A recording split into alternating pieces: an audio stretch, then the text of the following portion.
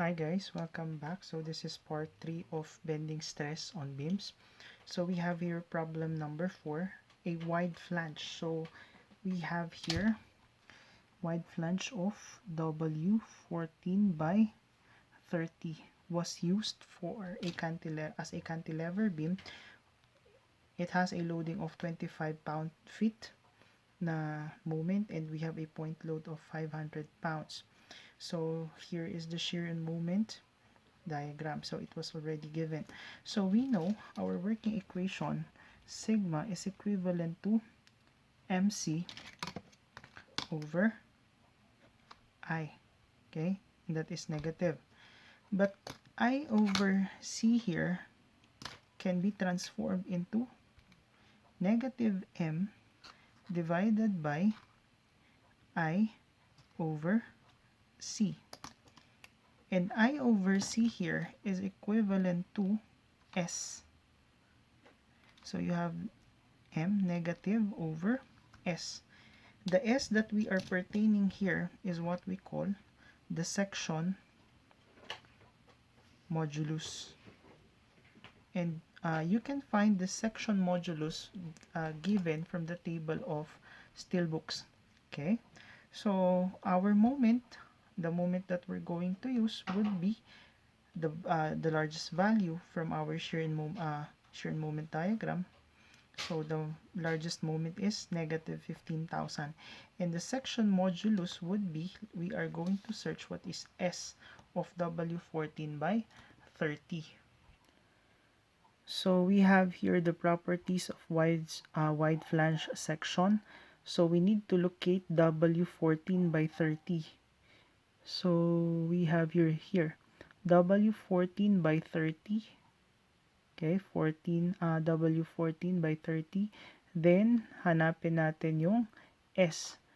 Okay, so the orientation of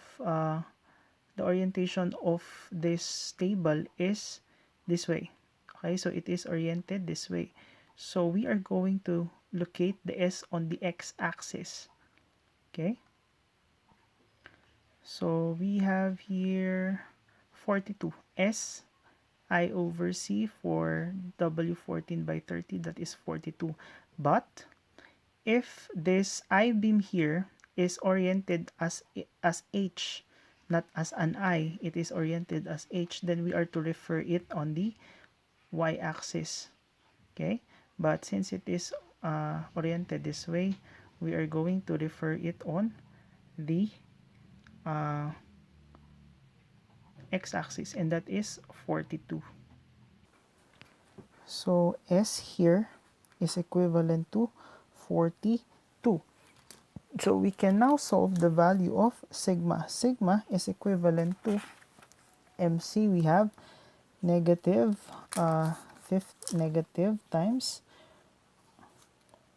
negative 15,000 times 12 to make it in inch, divided by the S, which is 42.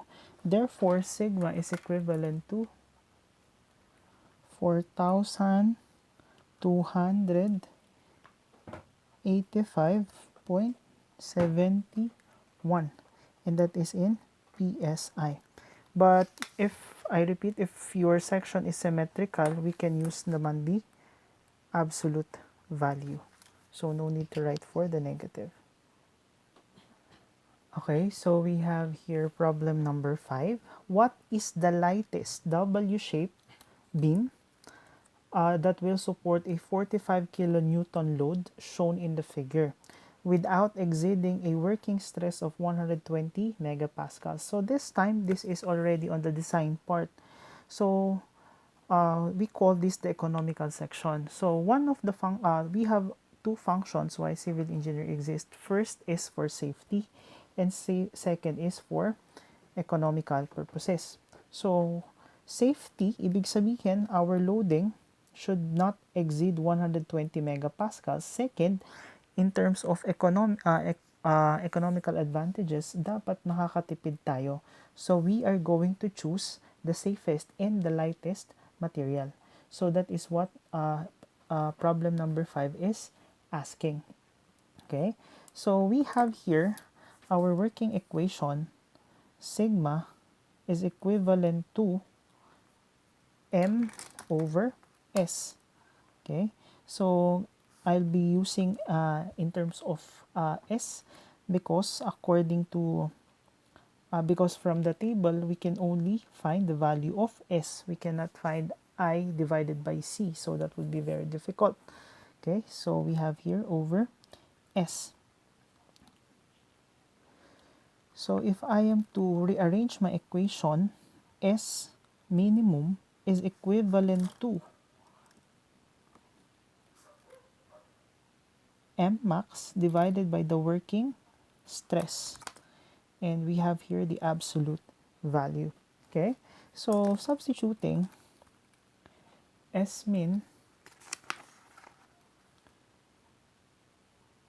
is equivalent to, what is M max? We have 60.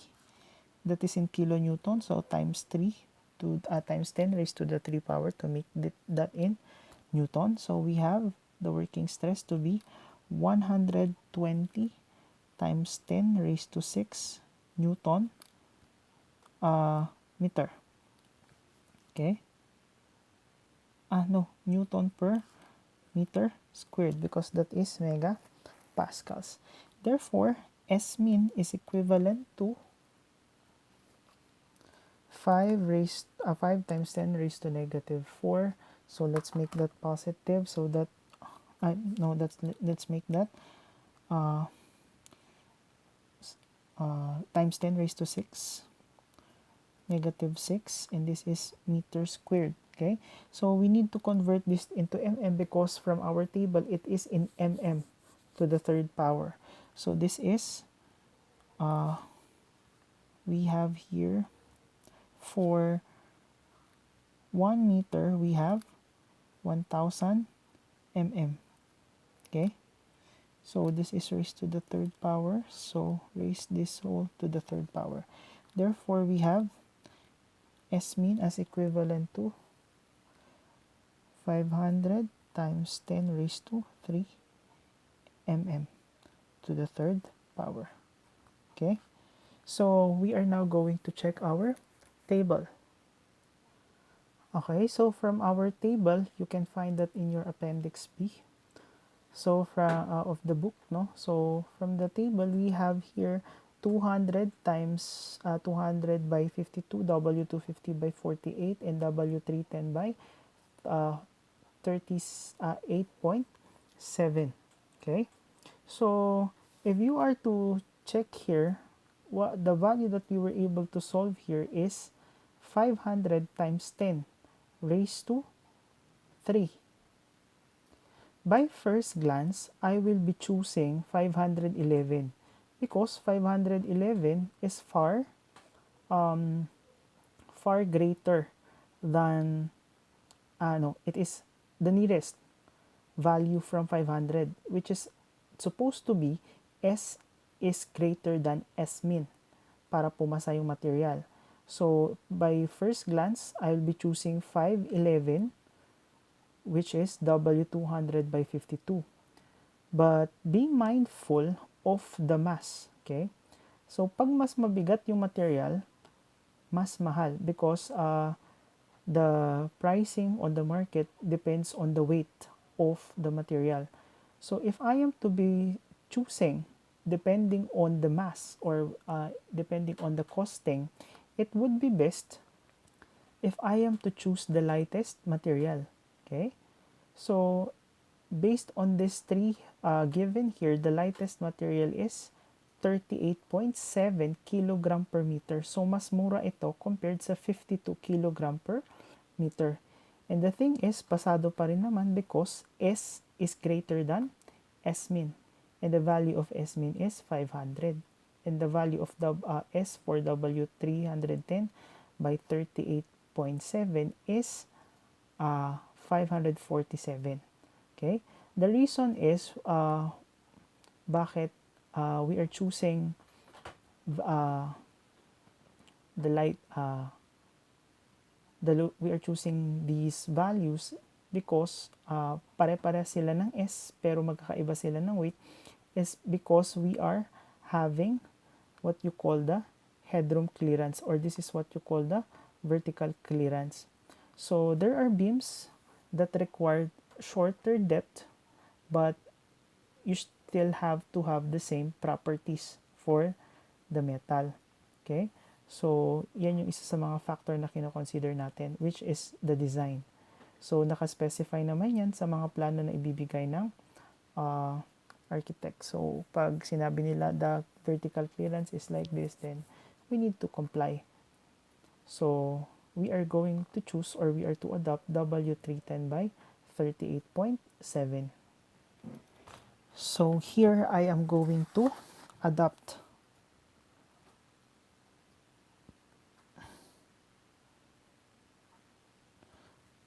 W, that is W 310 by 38.7. So upon adopting your wide flange or the dimension, we're not yet done, because take note that your material has what contained is also having its own weight, and that is what we call the dead load. Okay? So, meron tayong tinatawag na dead load, and that is 38.7 kilogram per meter. Okay? So, WO is equivalent to 38.7 kilogram per meter. So, times 9.81 meter per second. So that is to convert to Newton, and that is equivalent to 379.65 Newton, or divided by 1000 to make it in kilonewton. So that is equivalent to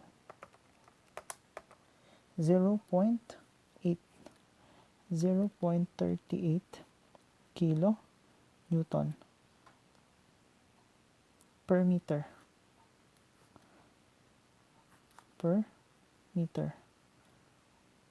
Okay, so since you already have your dead load or the weight of the beam, you are going to reanalyze your section. Okay, so what you're going to do is draw here a uniformly distributed load of 0.38 kilonewton. Redraw your shear and moment diagram, and you need to redraw your moment diagram. And after getting the maximum value for the moment, then check whether it is still adequate.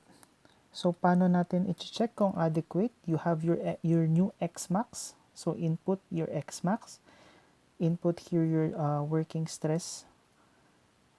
Dapat ang lalabas na S-min mo is less than the S-min here. And yung S-min nitong S-min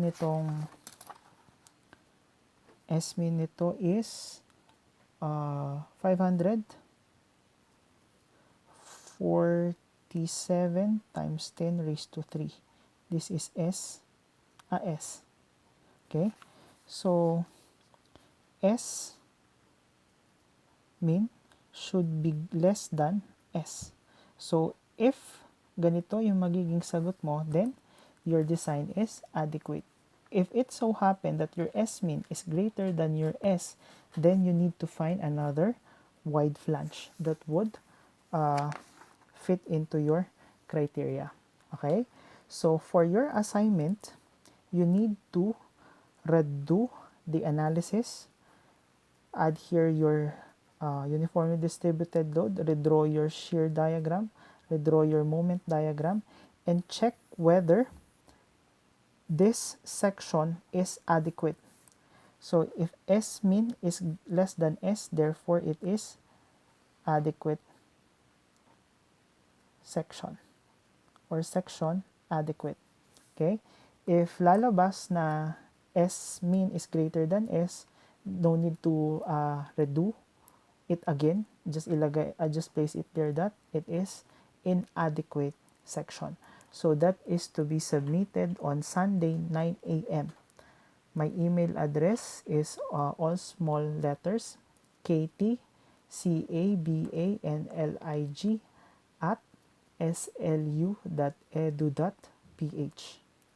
Please do not share the information. Sarilihin nyo lang muna because I want to assess kung sino yung mga on time na nanonood sa video lecture natin.